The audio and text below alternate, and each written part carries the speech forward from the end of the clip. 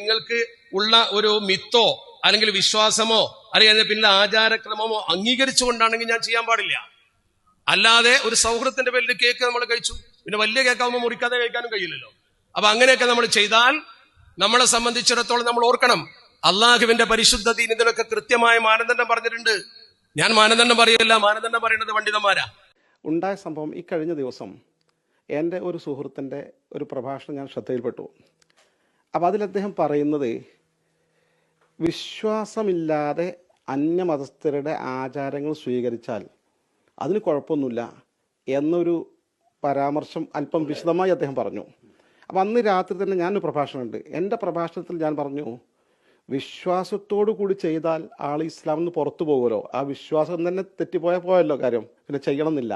വിശ്വാസമില്ലാതെ ചെയ്യുന്നതിനും ചില പരിമിതികളുണ്ട്, അത് ശ്രദ്ധിക്കേണ്ടതാണ്, ചില കാര്യങ്ങളിൽ വിലക്കപ്പെട്ട കാര്യങ്ങളുണ്ട് എന്ന് ഞാൻ പൊതുവായി പ്രസംഗിച്ചു. ഞാൻ പറയുമ്പോൾ തന്നെ എന്താ വെച്ചാൽ, ഇതൊരു വർഗീയതയുടെ ഭാഗമാകരുത് എന്ന് വിചാരിച്ച് ആമുഖമായി കൃത്യമായി ഇസ്ലാം ഇതര മതസ്ഥരോട് കാണിക്കുന്ന സമീപനാണ് ഞാൻ പറഞ്ഞത്. അബ്ദുല്ലാഹിബിൻ അംറുല്ലാഹ് എന്ന സ്വഹാബി പ്രമുഖൻ, അദ്ദേഹം തൻ്റെ ഒരു പരിചാരകൻ ആടിനെ അറുത്ത് തോല് വിളിക്കുന്ന സമയത്ത് അദ്ദേഹത്തോട് പറയുന്ന ഹദീസിൽ, യാ ഗുലാം ഇദാ ഫറഗത ഫബ്ദ ബിജാരിൽ ജഹൂദി, ഇത് കഷ്ണമൊക്കെ ആക്കി ആടിൻ്റെ പൂർണ്ണമായി കഴിഞ്ഞാൽ ഫസ്റ്റ് ഇതിലൊരു പാർട്ട് നമ്മുടെ അയൽക്കാരനായ ജൂതൻ്റെ വീട്ടിൽ കൊണ്ടു കൊടുക്കുക. അപ്പോൾ ആ സദസ്സിൽപ്പെട്ട ഒരു പ്രമുഖൻ ഒരാൾ ചോദിച്ചു, അൽ യഹൂദി അസ്ലഹക്കല്ല, ജൂതനാണ് ആള്, അള്ളാഹു നിങ്ങൾക്ക് നന്മ വരുത്തട്ടെ, ജൂതന്മാരെക്കാലവും മുസ്ലിങ്ങളെ ഓപ്പോസിറ്റാണല്ലോ, അപ്പോൾ അങ്ങനെ വേണമെന്ന് ചോദിച്ചു, ഒരു സൂചന. അപ്പോൾ അബ്ദുല്ലാഹിബിൻ അംറുല്ലാഹിന് പറഞ്ഞു, അയൽക്കാരൻ്റെ കാര്യത്തിൽ തിരുനബി സ്വല്ലല്ലാഹു അലൈഹി വസല്ലം എന്നോട് നിർബന്ധമായും വസിയത്ത് പോലെ അത് ശ്രദ്ധിക്കണം, അവർ പരിഗണിക്കണം എന്ന് പലവട്ടം പറഞ്ഞിട്ടുണ്ട്. എത്രത്തോളം ഹത്തന്നഹു സുവരിസു, അയൽക്കാർക്ക് അനന്തരാവകാശത്തിൽ പാർട്ട് കിട്ടും, അങ്ങനെ ഇസ്ലാമിൽ നിയമം വരുമെന്ന് പോലും ഞാൻ സംശയിച്ചു പോയി. അത്രമാത്രം പ്രാധാന്യമുണ്ട്. തീർച്ചയായും അയൽക്കാരൻ ഏത് ആളാണെങ്കിലും, മുസ്ലിം ആകട്ടെ, ഹിന്ദു ആകട്ടെ, ക്രിസ്ത്യാനി, ജൂതനാകട്ടെ, അവർക്ക് വലിയ പരിഗണന കൊടുക്കണം, മുന്തിയ പരിഗണന കൊടുക്കണമെന്ന് പറഞ്ഞു. ഇതാണ് ഇസ്ലാമിൻ്റെ സമീപനം എന്ന് ഞാൻ പറഞ്ഞിട്ട് ഞാൻ ഈ പൊതുവായ നിയമം പറഞ്ഞു. നമ്മൾ ഇതര മതസ്ഥരോടുള്ള എല്ലാ സൗഹൃദവും അവരോട് സ്നേഹവും ഇന്ന് നമ്മൾ നടത്തി പോരുന്ന ഈ രീതി തന്നെയാണ് ആവശ്യം. അതാണ് ഇസ്ലാമിൻ്റെ സമീപനം. പക്ഷേ മതപരമായ കാര്യങ്ങളിൽ നമ്മളവരുടെ ഭക്ഷണം കഴിക്കാം, അവർക്ക് നമ്മുടെ ഭക്ഷണം കഴിക്കാം, നമ്മുടെ ആഘോഷത്തിൽ നമ്മൾ വീട്ടിൽ വന്ന് ഭക്ഷണം കൊടുക്കുക, അവരുടെ ആഘോഷം അവരുടെ വീട്ടിൽ പോയി ഭക്ഷണം, ഇതെല്ലാം ഓക്കെയാണ്. പക്ഷേ പ്രത്യേകമായൊരു മതത്തിൻ്റെ ആചാരം അത് മുസ്ലിങ്ങൾക്ക് ചെയ്യുന്നതിന് പരിമിതിയുണ്ട്. ഇതാണ് ഞാൻ ചൂണ്ടിക്കാണിച്ചത്. പക്ഷേ അങ്ങയുടെ ഈ പ്രസംഗത്തെ ചിത്രീകരിക്കപ്പെട്ടത് ഇത് തങ്ങൾക്കെതിരെയുള്ളതാണ്. സാദിഖ് അലി തങ്ങൾ ബിഷപ്പ് വർഗീസ് ചക്കാലക്കലിനെ കണ്ടതിനെതിരാണ് എന്നുള്ളതാണ്. അങ്ങ് ഏതെങ്കിലും രീതിയിൽ ഇത് ഉദ്ദേശിച്ചത്? യഥാർത്ഥത്തിൽ എൻ്റെ മനസ്സിലങ്ങനെ ചിന്ത പോലും വന്നിട്ടില്ല. ഞാൻ പൊതുവായൊരു വിശദീകരണം ക്ലിയർ ആവശ്യങ്ങളിലേക്ക് പറഞ്ഞതാണ്. ഞാനും അത്ഭുതപ്പെട്ടു. ഞാൻ ഇന്നൊരു രാവിലെ മുതൽ മീറ്റിങ്ങിലാണ് സമസ്തയിൽ. സത്യത്തിൽ സാദിഖ് ശിഹാബ് ഞാനും കുറച്ച് സംസാരിച്ചു, മീറ്റിംഗ് കഴിഞ്ഞിട്ട് സംസാരിച്ചു. ഇത് വളരെ സൗഹൃദത്തിൽ നമ്മൾ ഒരുമിച്ച് പോകുന്ന രീതി. പക്ഷേ തങ്ങളും നമ്മളൊക്കെ ഇത് കണ്ടപ്പോൾ അത്ഭുതപ്പെട്ടു. കാരണം അങ്ങനെ പരാമർശം നടത്തിയിട്ടില്ല എന്ന് മാത്രമല്ല, അങ്ങനെ ചിന്തിച്ചിട്ടുമില്ല. ശരിക്ക് സാദിഖ് ശിഹാബ് തങ്ങൾ ക്രൈസ്തവ സഭകളുടെ ആസ്ഥാനത്ത് പോകുന്നതും അവരുമായി സൗഹൃദം പങ്കിടുന്നതും അവർ തിരിച്ചു വരുന്നതും പാണക്കാട് വരുന്നതും ഇതൊക്കെ സൗഹൃദത്തിൻ്റെ ഭാഗമല്ലേ. കേരളത്തിലെ മുസ്ലിം സമൂഹം നമ്മൾ സമസ്ത കേരള ജമിയത്തുള്ള പ്രവർത്തകനാണ് ഞാൻ.